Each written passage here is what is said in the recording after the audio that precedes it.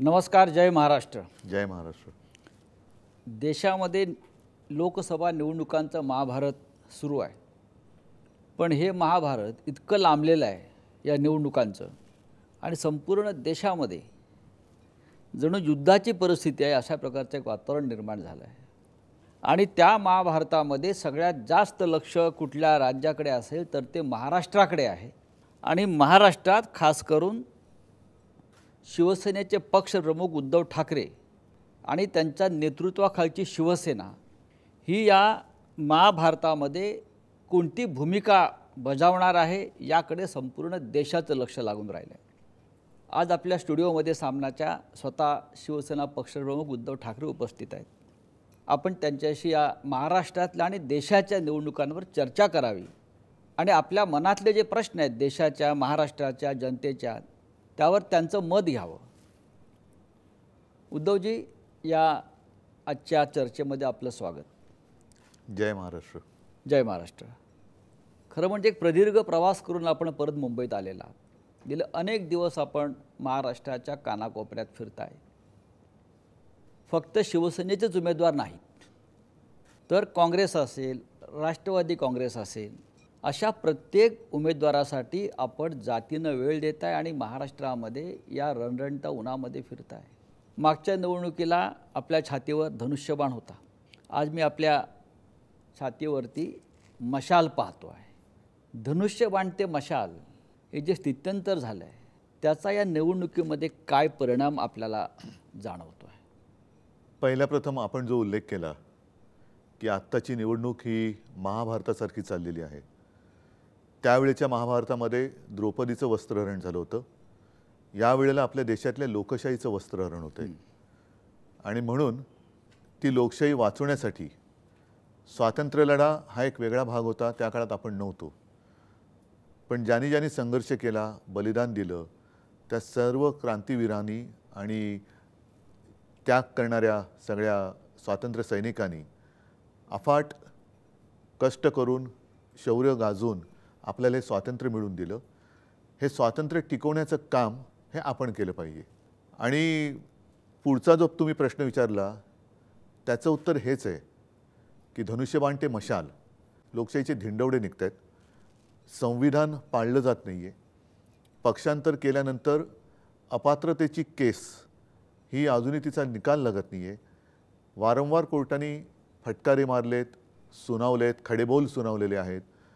तत्कालीन राज्यपाल म्हणून जे इकडे बसले होते त्यांना आता सद्गृहस्थ म्हणायचं का काय म्हणायचं, त्यांनी ते अधिवेशन बोलवणं कसं चूक होतं, त्याच्यानंतर मरे लवादानी दिलेला निर्णय कसा चूक होता, निवडणूक आयोगाला सुद्धा हा निर्णय घेण्याचा अधिकार आहे का, याचं कारण सर्वोच्च न्यायालयाने म्हटले की पक्ष कोणाचा हे तुम्ही लोकप्रतिनिधींवरून नाही ठरवू शकत. म्हणजेच काय, जे मी म्हटलं की लोकशाहीचं वस्त्रहरण चाललंय आणि त्याच्यावरती कडी म्हणजे अजून याचा निर्णय आलेला नाही आहे. सर्वोच्च न्यायालयात आपल्याला न्याय मिळणार ह्याची मला खात्री आहे. कारण तसं घटनेमध्ये नमूद आहे परिशिष्ट 10. सर्वोच्च न्यायालयाचा निकाल बाकी असताना पंतप्रधान आपल्या शिवसेनेला, म्हणजे माझ्या शिवसेनेला, जी शिवसेना बाळासाहेबांनी स्थापन केली, जिचं नाव माझ्या आजोबांनी ठेवलं, तिला नकली सेना म्हणतात. ह्याचा अर्थ उघड आहे की निवडणूक आयोग हा त्यांचा नोकर आहे. लवादाने सुद्धा ते म्हणतील तसंच काम केलेलं आहे. आता सर्वोच्च न्यायालयाने सुद्धा आम्हाला हे चिन्ह किंवा नाव देऊ नये असा अप्रत्यक्ष दबाव हे आपले प्रधानमंत्री सर्वोच्च न्यायालयावरती आणतात की काय, असा प्रश्न पडलेला. म्हणजे संपूर्ण यंत्रणेवर दबाव आहे, नासून टाकले, दहशत आहे. होय. मी जो मगाशी उल्लेख केला महाभारताचा, हे महाभारत सुरू आहे या देशामध्ये. महाभारताचा लढा हा धर्मासाठी झाला, सत्यासाठी झाला. आणि महाभारतामध्ये दोन प्रमुख पात्रांवर नेहमी चर्चा होते. कृष्ण आहे, पण अर्जुन आणि अभिमन्यू. विरोधक असं म्हणतात की उद्धव ठाकरे यांचा अभिमन्यू झाला आहे. अभिमन्यू बरोबर आहे, पण अभिमन्यू शूर होता, तो भेकड नव्हता. आज हे जे काय ईडी, इन्कम टॅक्स, सीबीआयच्या माध्यमातून चक्रव्यूह टाकतायत ही भेकड लोक आहेत. ह्यांना अभिमन्यूसारखं धैर्य नाही आहे लढायचं. तो चक्रव्यूहात घुसला होता. हे बाहेरच्या बाहेर भाडोत्री लोकांना एकमेकात लढवत आहेत. म्हणजे शिवसेना फोडली आणि शिवसेनेमध्येच मारामाऱ्या लावण्याचा प्रयत्न केला. राष्ट्रवादी फोडली म्हणजे कुटुंब फोडत आहेत, कुटुंबात कलह लावत आहेत, पक्षामध्ये भांडणं लावत आहेत. हे तर सगळं कौरवांचंच काम आहे ना. ही कौरव नीती जी आहे ती कौरव नीती शेवटी हारणार आहे. कारण कौरव त्यावेळेला 100 होते, पांडव 5च होते. होय. पण 5 पांडवांनी 100 कौरवांवरती मात केली होती. कारण पांडव हे सत्यासाठी आणि धर्माच्या बाजूने लढत होते. म्हणून स्वतः श्रीकृष्णसुद्धा हा पांडवांच्या बाजूला होता. हे युद्ध आपण जिंकताय. नक्कीच. एकंदरीत राज्यातला प्रचार कसा चाललाय? आपण स्वतः गेल्या काही काळापासून म्हणजे निवडणुकीच्या घोषणा होण्याच्या आधीपासून आपण महाराष्ट्रात फिरताय आणि आपण एका तयारीनं फिरताय. तर तुम्ही राज्यात सगळ्यात जास्त फिरणारे नेते आहेत या काळामध्ये. प्रचाराचं म्हणाल निवडणुकीचा, तर आपल्या दृष्टीनं प्रचाराची दिशा तुमची कशी आहे? 2 महत्त्वाचे मुद्दे आहेत. एक म्हणजे साहजिकच आहे, गेल्या 10 वर्षात मी मुद्दामून मोदी सरकार आता उल्लेख करतो, कारण मला मोदी सरकार नको आहे, मला भारत सरकार पाहिजे. पण मोदी सरकारच्या थापा या उघड झालेल्या आहेत. आता मी भाषणातले मुद्दे काही इकडे मांडत नाही, पण त्यांनी 2014 साली, म्हणून मी या सरकारला गजनी सरकार म्हणतो. 14 साली ते जे काय बोलले ते 19 साली त्यांना आठवत नव्हतं. 19 साली काय बोलले ते आत्ता आठवत नाही आहे. आज काय बोलतात ते उद्या आठवणार नाही आहे. आणि त्यांना असं वाटतं की त्यांच्या स्मरणशक्तीवरती जरी परिणाम झाला असला म्हणजेच जनतेच्या झाले, असं नाही आहे. कारण जनता 2 वेळेला म्हणजे 10 वर्ष ही मूर्ख बनली.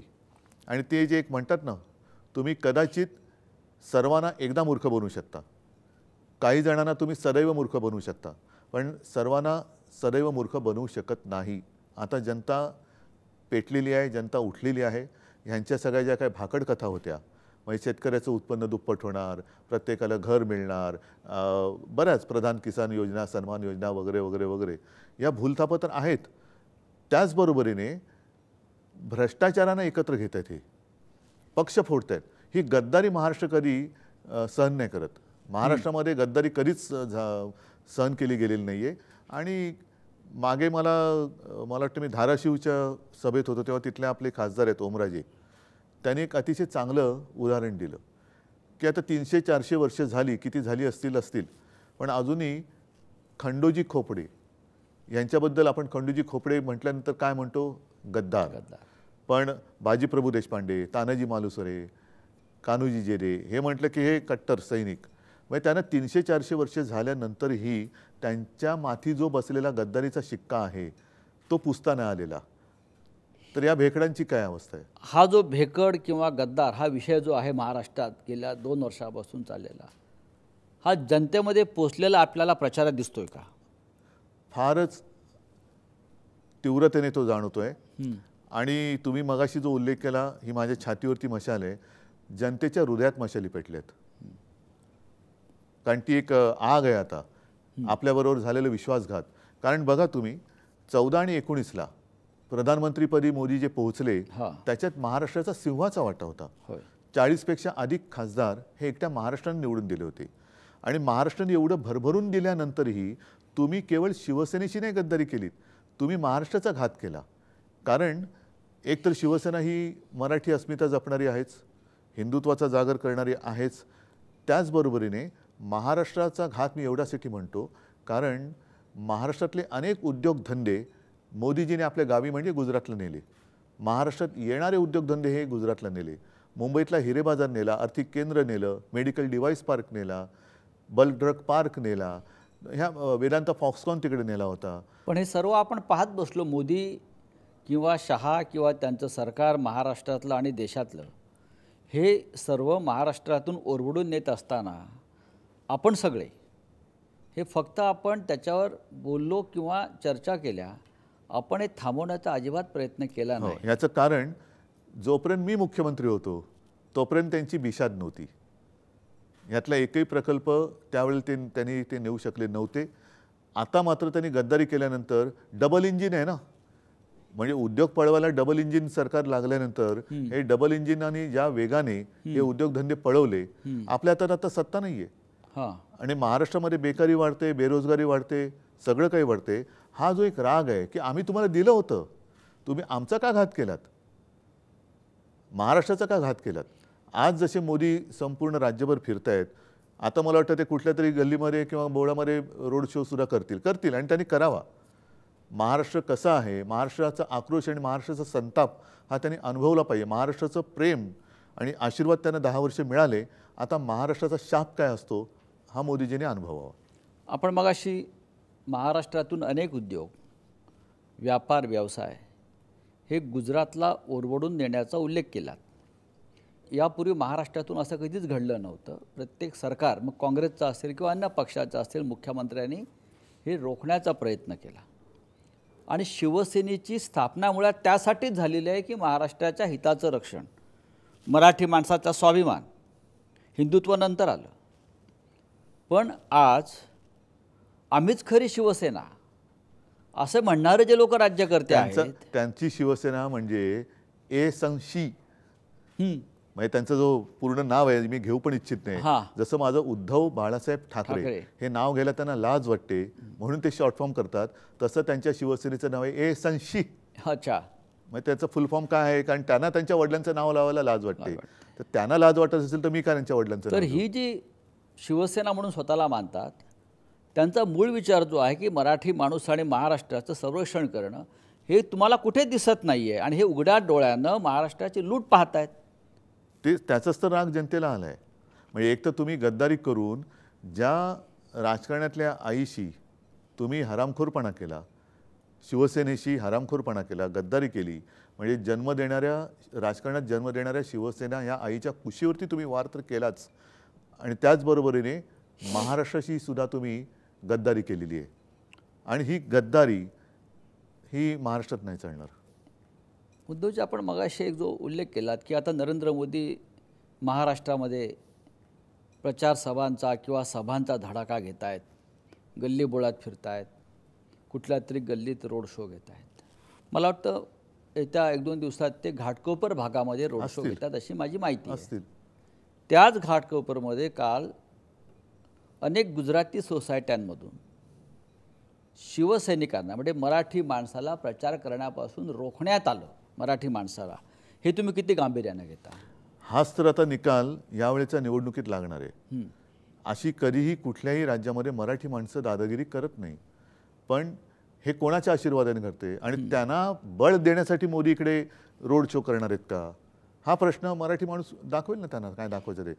पण एक गोष्ट तुम्हाला सांगतो की काही लोक भले गुजराती असतील, उत्तर भारतीय असतील, अगदी मुस्लिमसुद्धा करोना काळामध्ये जे आपण काम केलं, करोना काळातल्या कामाला त्यांनी ते अजूनही विसरलेले नाही आहेत. तुम्ही हा भेदभाव कधीच केला नाही गुजराती मराठी? म्हणजे उत्तर प्रदेशमध्ये गंगेत प्रेत वाहत होती, गुजरातमध्ये सार्वजनिक चिता पेटल्या होत्या. होय, महाराष्ट्रामध्ये असं नव्हतं कधी घडलं.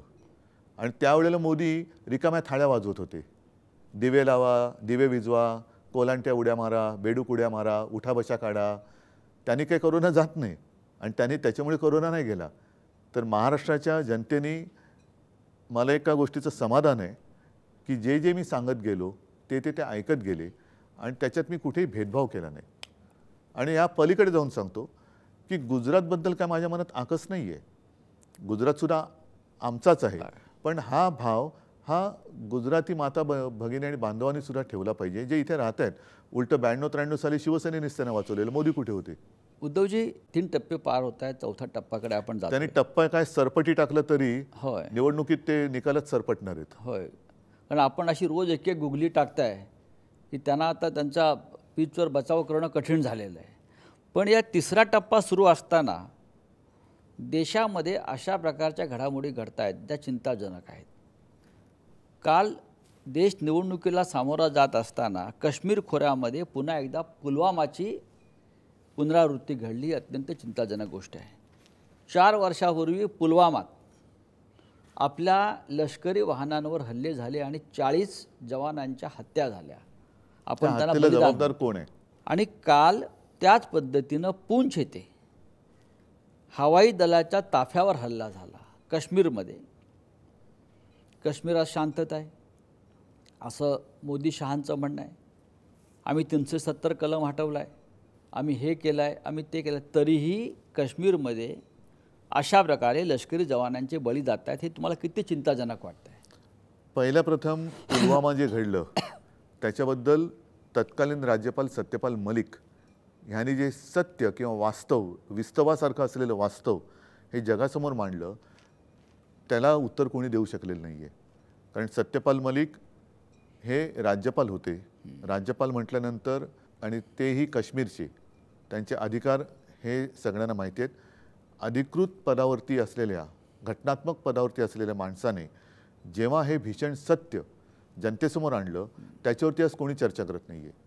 आणि म्हणून मी पहिलं जे तुम्हाला म्हटलं की काल जो हल्ला झाला त्याला जबाबदार कोण, पुलवामाचा जो हल्ला झाला त्याला जबाबदार कोण, आणि मग हा जबाबदारीचा धोंडा हा ज्याच्या त्याच्या पदरामध्ये आपण टाकणार आहोत की नाही. कारण अजूनही जर का काश्मीर अशांत असेल तर मग कशासाठी यांना परत मतं द्यायची. जर एका बाजूने लेह लडाखमध्ये असेल, अरुणाचलमध्ये असेल, चीन अतिक्रमण करतोय, रस्ते बांधतोय, आपल्या गावाची नावं बदलतोय, तरीसुद्धा आम्हाला काही म्हणजे सरकारला काय वाटत नाही. काश्मीरी पंडित अजून निर्वासित छावण्यात आहेत. मध्ये मोदीजी बोलले होते, ते माननीय हिंदू हृदय सम्राट शिवसेना प्रमुखांबद्दल बोलले होते की बाळासाहेबांनी हा नाही विचार केला की काश्मीरमधले पंडित माझा काय संबंध. कारण अख्ख्या देशात तेव्हा फक्त हिंदू हृदय सम्राटच होते की त्यांनी महाराष्ट्रामध्ये त्या काश्मीरी पंडितांना बोलावलं, त्यांना व्यवस्थित त्यांना आसरा दिला. तेव्हा मोदी हे नावसुद्धा कुठल्या क्षितिजावरती नव्हतं. आता तुम्ही तर मुख्य पंतप्रधान आहात. काश्मीरमधले पंडित घरी जाऊ शकत नाहीत, काश्मीरमधले हल्ले तुम्ही थांबवू शकत नाहीत. मणिपूर अशांत होऊन आज जवळपास वर्ष झालं, अजूनही मोदी तिकडे जात नाही आहेत. मोदी मणिपूरबद्दल काही बोलत नाही आहेत. जणू काही सगळे प्रश्न संपलेत आणि आता फक्त उद्धव ठाकरे एकटाच प्रश्न देशासमोर आहेत. अशा पद्धतीने मोदी आणि अमित शहा हे महाराष्ट्रामध्ये येत आहेत, महाराष्ट्राच्या वाऱ्या करत आहेत. म्हणजे हे काहीतरी आकृत घडते. म्हणजे उद्धव ठाकरेला संपवून काश्मीर शांत होणार आहे का? उद्धव ठाकरेला संपवलं म्हणजे चीन परत जाणार आहे का? उद्धव ठाकरेला संपवलं म्हणजे मणिपूरच्या महिलांची लुटलेली इज्जत त्यांना परत मिळणार आहे का? काय मोदींकडे काय उत्तर आहे त्याच्याकडे याच्याबद्दल? लोकसभा निवडणुकीआधी राम मंदिराचा प्राणप्रतिष्ठा सोहळा पार पडला. मोदी टीका करतायत किंवा अमित शहा टीका करतायत की उद्धव ठाकरे त्या प्राणप्रतिष्ठा सोहळ्यासाठी उपस्थित राहिले नाहीत. शंकराचार्य का नव्हते? शंकराचार्यांना का बोलवलं नाही? याचं कारण असं आहे की उद्धव ठाकरे यांनी हिंदुत्व सोडलं. ते प्राणप्रतिष्ठा सोहळ्यास अयोध्येत हजर राहिले नाहीत. हे वारंवार ते महाराष्ट्रात येऊन सांगतायत. तुमची कृती ही हिंदुत्व विरोधी आहे. मी कुठे होतो त्या दिवशी? मी अयोध्येला गेलो नाही, कारण मला काय मानपान याची आवश्यकता नाही आहे. मोदी जेव्हा गेले नव्हते आणि हा विषय थंड बस्त्यात पडला होता, तो साधारण 2018चा नोव्हेंबरचा काळ होता. आपणही सोबत होतो. मी शिवसैनिकांना घेऊन राम मंदिरात गेलो होतो, अयोध्येला गेलो होतो. तेव्हा मंदिर नव्हतं. अयोध्येत जाऊन रामाचं दर्शन घेतलं आणि पहिले मंदिर फिर सरकार. त्याच्यानंतर योगायोग असेल काही असेल, मी तिथे जाताना शिवजन्मभूमीची एक मुठभर माती घेऊन राम जन्मभूमीला गेलो. एक वर्षभरामध्ये म्हणजे पुढच्या नोव्हेंबरमध्ये राम जन्मभूमीच्या राम मंदिराच्या बाजूने सर्वोच्च न्यायालयाचा निकालही लागला. आणि योगायोग असेल त्याच पुढच्या महिन्यात माझ्या ध्यानीमनी नसताना मी मुख्यमंत्री झालो. मी मुख्यमंत्री झाल्यानंतर सुद्धा परत गेलो. मी मुख्यमंत्री झाल्यानंतरही गेलो होतो. आणि जेव्हा हे राम मंदिराचं त्यांनी तिकडे सगळं जे काही केलं, शंकराचार्यांनी त्याच्यावरती टीका केली. आणि मी सुद्धा असं म्हटलं की तुम्ही शंकराचार्यांना एक मान सन्मान देऊन बोलवायला पाहिजे होतं. तुमच्या आजूबाजूला शंकराचार्य नव्हते, पण भ्रष्टाचारी सगळे होते. आणि 22 तारखेलाच तुम्हाला सर्वांना माहिती आहे, तुम्ही सोबत होतात, मी काळाराम मंदिरात गेलो होतो. जिथे आम्ही जातोय म्हटल्यानंतर स्वतः मोदीजी गेले होते आणि साफसफाई कशी व्यवस्थित होते की नाही बघून आले होते. त्या काळाराम मंदिराचं एक वेगळं वैशिष्ट्य आहे. ह्या काळाराम मंदिरासाठी महामानव डॉक्टर बाबासाहेब आंबेडकरांनी संघर्ष केला होता. कारण हा राम माझासुद्धा आहे, हा राम कोणाची मक्तेदारी नाही. आज जी भाजपाची मक्तेदारी होते आहे, म्हणूनच मी नारा दिला होता की भाजप मुक्त राम मला पाहिजे.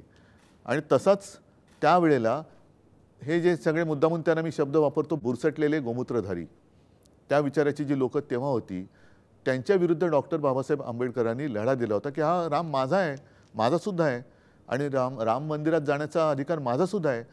तेव्हा त्यांना जे अडवत होते तेच आता माझ्यावरती टीका करतायत.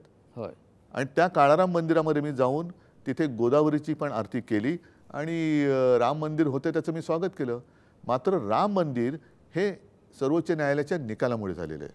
हो, पण उद्धव साहेब त्यांची अशी भूमिका आहे की ते असं टीका करतायत की आपण काँग्रेस आणि राष्ट्रवादी या दोन पक्षांबरोबर गेलेला आहात मग काय झालं? आणि त्याच्यामुळे तुम्ही औरंगजेबाच्या विचारांना पुढे चाललाय आणि तुम्ही औरंगजेब फॅन्स क्लबचे आता मेंबर झालेला आहात. हा काय प्रकार आहे? यांना वारंवार औरंगजेब आठवतोय. कारण त्यांना त्यांचा आवडता केक जो पाकिस्तानात त्यांनी नवाज शरीफच्या वाढदिवसाला जाऊन खाल्ला होता हां. त्याची आठवण येते. पाकिस्तानात जाऊन बिन बुलाए मेहमान हे पाकिस्तानात जाऊन नवाज शरीफचा केक खाणारी लोक हे मला औरंगजेबाचा फॅन म्हणू शकत नाही. कारण औरंगजेब सुद्धा गुजरातमध्येच जन्माला होता होय. आणि तो जसे हे दिल्लीत गेले तसं औरंगजेब आग्र्यात होता. आणि औरंगजेबसुद्धा महाराष्ट्र जिंकण्यासाठी इकडे 27 वर्ष त्यांनी रोड शो वगैरे केले असतील नसतील कल्पना नाही मला, पण जिंकण्यासाठी इकडे 27 वर्ष बसला होता. पण पुन्हा तो आग्र्याला जाऊ शकला नव्हता. कदाचित तेव्हा औरंगजेबाने सुद्धा मोठमोठ्या सभा घेतल्या असतील किंवा रोड शो सुद्धा केले असतील. नक्कीच तो त्यांनी काय रोड शो केले होते. माझ्याकडे येताना काय मोठा लवाजमा घेऊन इथे येत होता ना, हत्ती घोडे पायदळ, हा रोड शोच होता. पण तेव्हाचं महाराष्ट्राचं जे शौर्य आहे, औरंगजेबाच्या तंबूचे कळस कापणारे मराठी आज सुद्धा जिवंत आहेत. त्यांचेच वंशज आज महाराष्ट्रामध्ये. पण मोदी आणि शहा वारंवार महाराष्ट्रात येऊन अलीकडे उद्धव ठाकरे हे त्यांचं पहिला क्रमांकाचं टार्गेट आहे आणि त्यानंतर शरद पवार हे दोन प्रमुख नेते महाराष्ट्राचे, ज्यांनी पुन्हा एकदा महाराष्ट्राची सूत्र आपल्या हातामध्ये घेतलीत राजकारणाची. आणि बहुधा मोदी शहांना महाराष्ट्राचं भय वाटतं आहे. मुळात औरंगजेब हे जे विषय आहेत सगळे हे प्रचाराचे विषय असू शकतात का इतक्या वर्षानंतर? हेच माझं म्हणणं आहे की तुम्ही 10 वर्ष काय केलंत? तुम्हाला अजूनही म्हणजे आता तुम्हाला पराभवाचं भूत समोर दिसायला लागलं, तुम्ही राम राम राम राम राम राम करायला लागलात. इतके दिवस म्हणजे निवडणुकीमध्ये राम राम राम राम करायचं आणि निवडून आल्यानंतर लोक गेली का मरा मरा मरा मरा मरा करायचं. शेतकरी आत्महत्या करतायत त्यांच्याकडे तुम्हाला लक्ष देता येत नाही. मेला शेतकरी तरी चालेल, 5 वर्षांनंतर बघू. महिलांवरती अत्याचार झाले तरी चालतील, 5 वर्षांनंतर बघू. शेतकरी तुम्हीच सांगितलं होतं की आम्ही त्याला हमीभाव देऊ, उत्पन्न दुप्पट करून देऊ, स्वामीनाथन अहवालाप्रमाणे त्याला हमीभाव देऊ. आणि त्याच्यासाठी शेतकरी दिल्लीत यायला निघाले तर तुम्ही त्यांच्यावरती बंदुका रोखता, त्यांच्यावरती अश्रुधूर सोडता. मग रामराम म्हणायला लागणार नाही तर काय म्हणायला लागणार? त्या शेतकऱ्यांना तुम्ही दहशतवादी संबोधलत, अर्बन नक्षल संबोधलत. आणि आत्ता जे परत तिकडे दिल्लीत चाललेले शेतकरी होते त्यांना तर त्यांचे ते कार्यवाह वगैरे काय म्हणतात, दत्तात्रय होसबळे यांनी सांगितले की शेतकऱ्यांचं आंदोलन म्हणजे अराजक आहे. अशी सगळी जी माणसं आहेत म्हणून निवडणुकीमध्ये रामाचं नाव राम राम राम, आणि जे निवडून देतील पण निवडून दिल्यानंतर ते जेव्हा तुमच्याकडे येतात त्यांना ते म्हणतात मरा मरा मरा मरा.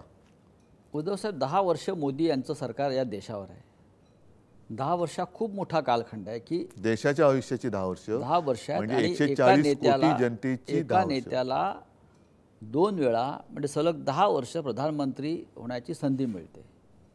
पण या 10 वर्षानंतर जेव्हा हे तिसऱ्या निवडणुकीला सामोरे जात आहेत त्या निवडणुकीत मोदींकडे किंवा त्यांच्या पक्षाकडे प्रचाराचे मुद्दे दिसत नाहीत. महागाई, बेरोजगारी, आरोग्य, शिक्षण, राष्ट्रीय सुरक्षा या मुद्द्यावर प्रधानमंत्री बोलतच नाही आहेत. भ्रष्टाचारांना संरक्षण ही मोदी गॅरंटी हा विषय त्यांच्याकडे आहे. त्याच्याबद्दल आपलं काय मत आहे? ना, हा विषय चर्चेत आहेच. म्हणजे भ्रष्टाचार करा आणि भाजपात या, म्हणजे ते एक कुठली तरी गोळी होती ना, वो खाओ सब भूल जाओ, तसंच आहे. भ्रष्टाचार करो भाजप में आओ. आणि नरेंद्र मोदींनी भ्रष्टाचार मुक्त भारताची घोषणा केली होती. हां, ते बरोबर आहे. कारण जेवढे भ्रष्टाचारी आहेत ते भाजपात घेत आहेत, म्हणजे भारत मुक्त होतं, इतर पक्ष मुक्त होत आहेत. म्हणून मी त्यांना व्हॅक्यूम क्लीनर म्हटलेलं आहे. हां, जसं व्हॅक्यूम क्लीनर कुठेही तुमच्या कार्पेटवरती धूळ असेल, फटीमध्ये धूळ असेल, ती धूळ खेचून घेतं, तसे सगळे भ्रष्टाचारी खेचून घेतात भाजपात. म्हणजे भ्रष्टाचार मुक्त भारत, भ्रष्टाचार मुक्त काँग्रेस, भ्रष्टाचार मुक्त. मोदींच्या प्रचारामध्ये मुद्दे कुठले आहेत? मुसलमान, पाकिस्तान, कब्रस्तान, स्मशान या मुद्द्यावर मोदी बोलत आहेत. आमच्या निवडणुकीच्या प्रचारात हिंदुस्थान आहे, त्यांच्या प्रचारात पाकिस्तान आहे, आमच्या प्रचारात हिंदुस्थान आहे. उद्धवजी, प्रत्येक निवडणुकीत देशाचं भवितव्य ठरवणारी निवडणूक असते, खास करून लोकसभेची राष्ट्रीय निवडणूक. आतापर्यंत गेल्या 70-75 वर्षातल्या प्रत्येक निवडणुकीनं देशाचे भविष्य ठरवायचा प्रयत्न केला। या निवडणुकीचं वैशिष्ट्य तुम्ही काय सांगाल? मी काही वेळेला सभेत बोललेलो आहे, निवडणुकीमध्ये दोघांचं भविष्य ठरत असतं। साहजिकच आहे, पहिल्यांदा जनता त्यांच्या नेत्याचं भविष्य ठरवतो। तशी आज वेळ आलेली आहे की 10 वर्षात ज्यांनी नुसत्या थापा मारल्या त्या थापाड्यांना तुम्ही पुन्हा डोक्यावर घेता की थापाड्यांना फेकून देताय आणि त्याच्यावरती देशाचं भवितव्य अवलंबून राहील। जर थापाड्यांना पुन्हा डोक्यावर घेतलं तर पुन्हा थापाच खावे लागतील आणि थापाच ऐकावे लागतील। पण आत्ता जर का यांना फेकून दिलं तर मला असं वाटतं देशामध्ये एक शांतता नांदेल, कायदा सुव्यवस्था आणि लोकशाही राहील, अन्यथा देशासमोर मला असं वाटतं की काळे दिवस आहेत। म्हणजे आजचे दिन होते ते काय आले नाही, पण आता कदाचित काळे दिवस येऊ शकतात। उद्धवजी, एका बाजूला प्रचंड पैसा कुठून आला? ही निवडणूक जी सुरू आहे स्पष्ट दिसतंय कुठून आला? एका बाजूला प्रचंड पैसा, अमर्याद सत्ता, निवडणूक रोखे नावाचा प्रकार समोर आला। 10,000 कोटी एका पक्षाच्या खात्यामध्ये जमा झाले, मोजक्या उद्योगपतींकडे पैसा गेला। अशी ताकद असलेला भारतीय जनता पक्ष आणि दुसऱ्या बाजूला शिवसेना असेल, राष्ट्रवादी काँग्रेस असेल किंवा काँग्रेसचं तर खातीच गोठवली। ही लढाई विषम आहे असं वाटत नाही का? विषम तर आहेच आणि भीषण पण आहे। आणि माझी मतदारांना विनंती आहे की तुम्ही ह्या पैशांवरती तुमचे आयुष्य विकू नका। पैसे घेऊन मत देणं म्हणजे आयुष्य आणि तुमच्या भवितव्याची जी काय आहे त्याची वाट लावणं आहे आणि तुमच्या मुलाबाळांचं आयुष्य विकण्यासारखं आहे। त्याच्यामुळे तुम्ही तुमचं आयुष्य विकू नका यांना, कारण हा भ्रष्टाचारातून मिळवलेला पैसा आहे। निवडणूक रोख्यांबद्दल जर तुम्ही विचारलं तर त्यांच्याच मंत्रिमंडळातील ज्या सीतारामनबाई होत्या त्यांच्या पतीने सांगितलेले आहे, परकला प्रभाकरन, की जगातला सगळ्यात मोठा घोटाळा आहे आणि त्याला त्यांनी नाव दिले मोदी गेट। आता मोदी गेट हे जेव्हा आपण लहान होतो तेव्हा अमेरिकेत जे निक्सनचं घडलं होतं वॉटर गेट, तेव्हापासून हा गेट हा शब्द प्रचलित झाला आणि मोदी गेट म्हणजे त्याच्याबरोबर त्यांनी तुलना केलेली आहे। पण वॉटर गेटमुळे निक्सनला जावं लागलं होतं। आता लोकांनी यांना घालवलं पाहिजे, कारण तेवढी नीतिमत्ता भ्रष्टाचार असेल किंवा काही असेल केल्यानंतर त्यांच्यात होती। आता तोच पैसा हे मतं विकत घ्यायला वापरतात। अमेरिका असेल, जपान असेल, साऊथ कोरिया असेल, गेल्या काही वर्षातल्या घटना पाहिल्या तर भ्रष्टाचार केलेल्या त्यांच्या प्रमुख राज्यकर्त्यांना ताबडतोब पदावरून जावं लागलं आणि इतका मोठा भ्रष्टाचार समोर येऊनसुद्धा मोदी आणि त्यांचा पक्ष आजही सत्तेवर आहे, त्यांना तुम्ही कसं घालवणार? आम्ही प्रयत्न करतोय पूर्णपणे आणि मला असं वाटतं काही वेळेला मला ते जाणवते, बऱ्याचदा बहुतेक सभेत जाणवते। आम्ही बोलत असतो, भाषण करत असतो, पण लोकांना ते कळलेलं आहे। लोकच समोरून बोलत असतात एक एक विषय, म्हणजे एखाद्या मुद्द्याला सुरुवात केली का लोकच समोरून बोलतात। म्हणजे जागृती हा विषय लोकांसमोर आलेला आहे, झालेला आहे। आणि काल माझी सभा रायगडला होती। पूर्वी ते जे एक नाटक होतं, रायगडाला जेव्हा जाग येते, आता संपूर्ण देशाला जाग आलेली आहे। केवळ रायगडालाच नाही तर देशाला जाग आली। हा जागा झालेला जो देश आहे तो यांना झोपवेल, भ्रष्टाचारांना झोपवेल। उद्धवजी, मुलाखतीच्या पहिल्या भागामध्ये आपण राष्ट्रीय प्रश्नांवर चर्चा केली आणि आपण खूप दिलखुलासपणे अनेक विषयावर बोललात। थोडा आपण विश्रांती किंवा ब्रेक घेऊ आणि परत आपण महाराष्ट्रातल्या अनेक विषयांवर चर्चेला सुरुवात करू। तोपर्यंत नमस्कार, जय महाराष्ट्र।